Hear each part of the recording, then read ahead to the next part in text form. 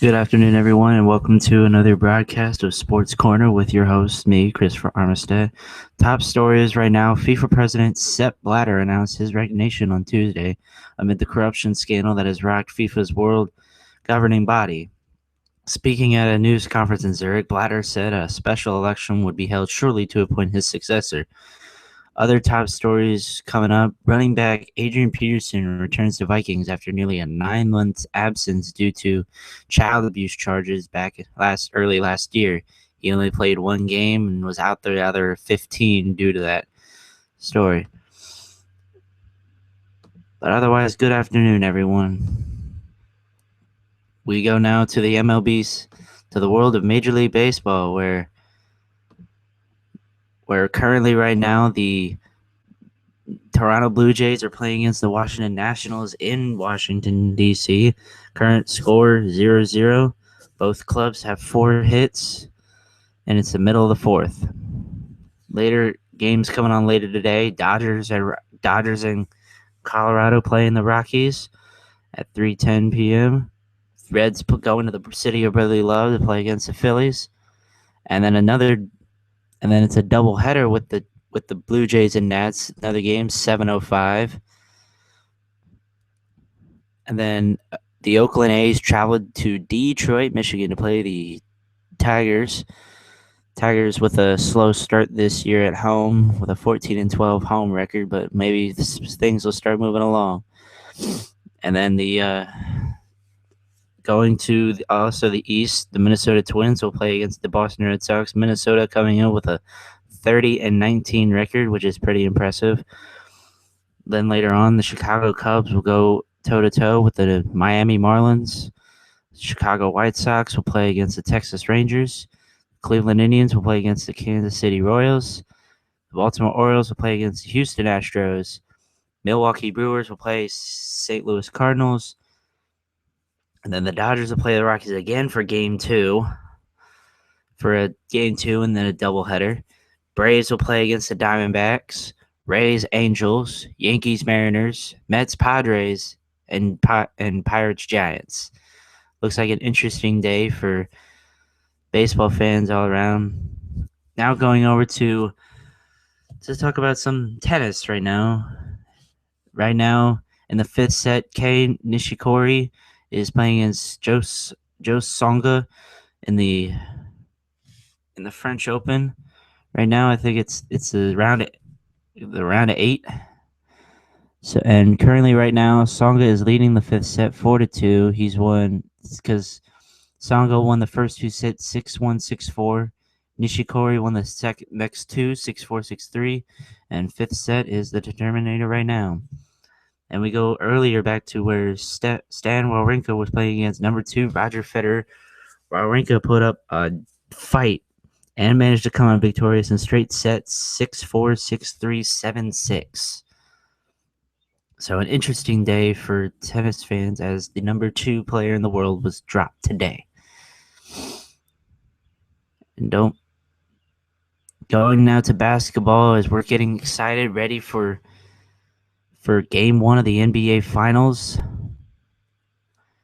where Stephen Curry, MVP, will play against past MVP and best player in the world, LeBron James.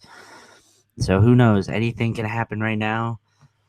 I will be back. I will also talk about this when it comes to Thursday. Thursday, I will get a big panel. I will talk about it, what Game 1 we're expecting for, what we're looking to see, and see what the outcome would be based on few scenarios playing on NBA 2K15. With the current lineup, current stats, we'll see how it goes. Now moving over to the NFL side, recently reported that Adrian Peterson has returned to practice with the Minnesota Vikings, and in all due respect, I believe that Minnesota is not the right place for him because they did not support him throughout his entire investigation about child abuse. In my personal opinion, I think Adrian Peterson would better belong onto a different team. But that's just me. What do I know? Nothing. Bunch of bullshit, that's what I call it. Saints signed defensive end Cameron Jordan through 2020. Wonder if that's a good move for them. And moving on down the line with the top headlines right now. Wes Welker still wants to play. Says Pat's reunion not worst situation. Free agent wide receiver Wes Welker hopes to play in 2015 and said Tuesday he would be open to return to the New England Patriots despite a messy divorce after the 2012 season. I wouldn't be opposed to it. It's a great quote. He said earlier, quote, he said on 98.5 The Sports Hub in Boston, quote, I wouldn't be opposed to it. It's a great organization, obviously, and a great team. It wouldn't be the worst situation in the world. Later on, Boston-based sports radio WEEI Welker added, quote, I've never ruled that out. On the Patriots, quote, I've never ruled that out. I don't think there were any hard feelings there. End quote. While there may not be hard feelings, the Patriots don't appear to have immediate mutual interest in Welker, as every receiver is returning from last season's Super Bowl winning team, a group led by Brandon LaFell, Julian Edelman, and Danny Amendola. It would likely take an injury to another player for the Patriots to consider Welker. So, if the Patriots decided to bring back Wes Welker, I don't know if that might be the smartest idea in the world. He is a great receiver. He can move quick. He's great on the receiving and then yards after the catch. But who knows? We'll see what happens. Moving back into the NBA right now. A lot of people underestimated because you look at all NBA first team this year. You look at LeBron, it was a given. He's the best player right now. He's the best player in the world right now. James Harden pulled off an unbelievable season. The first half of it, he had to do it without Dwight Howard. He pulled that team out.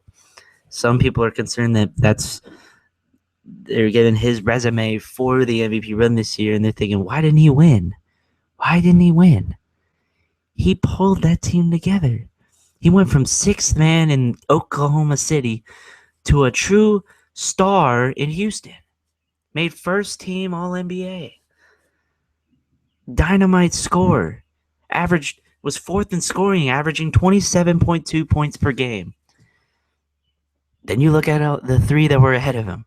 LeBron with 27.6, Steph Curry with 29.2, and the brow, Anthony Davis with 31.5. So Anthony Davis won the scoring title. That's a given. But you got to look at how James Harden pulled away and brought that team to the Western Conference Finals pretty much nearly all by himself. He didn't have help until later on when Trevor Ariza, Jason Terry, and Dwight Howard all came together after the middle part of the season. Was like, all right, we're ready to win it. We're ready to go. Then you look at who led the rebounding. Of course, it'd be Dwight Howard, who averaged 14 a game. Then it was DeAndre Jordan of the Clippers with 13.4, Blake Griffin with 12.7, LaMarcus Aldridge with 11.2, and then Tim Duncan, 11.1. Dwight Howard's a great rebounder, but he's not, as you would call, a superstar. He's not. People think he's a superstar because he's big and he can dunk. Yes, but he has developed his free throw game. I'll give him that. But he has not proven to be the superstar that he can become. DeAndre Jordan is more of the showtime. DeAndre Jordan, Blake Griffin are more showtime because you got Chris Paul feeding him alley-oops whenever they can. And Blake Griffin will go in anywhere for the dunk. I mean, it's how it is. And then you got the leaders in assists. John Wall with 11.9. Chris Paul with 8.8. All because of alley-oops. A lot of them because of alley-oops. LeBron James with 8.3. James Harden, 7.5. And then out of nowhere, J.J. Barea with 7.4. You got to admit, John Wall is a true point guard because he'll get the points, but he'll also dish the ball. Chris Paul is he's more pass than shoot, but some of his passes about 90% of his passes were alley-oops. So you also got to look at that. And then moving on through the schedule,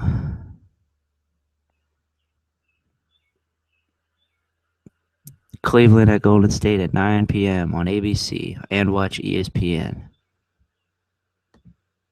I will let y'all know how that will play out on NBA 2K15 by Thursday. So watch out for that.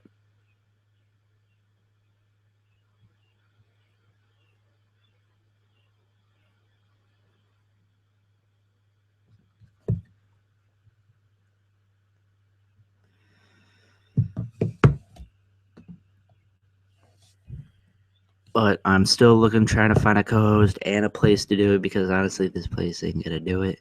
So anyone out there viewing this video, if you got a place to do it in Virginia Beach, Norfolk, anywhere there, hit me up. Put a comment here. Leave your name, number, and I'd also look at if you want to try to be a co-host. That's fine too. There's no pay, but you'll get the gist of what we're doing. Try to be something more down the line. So sorry I can't offer much right now, but I'm hoping down the line that something will grow, something will change, something will grow. But this was a short podcast, short episode for today, so I'm going to sign off and go Warriors.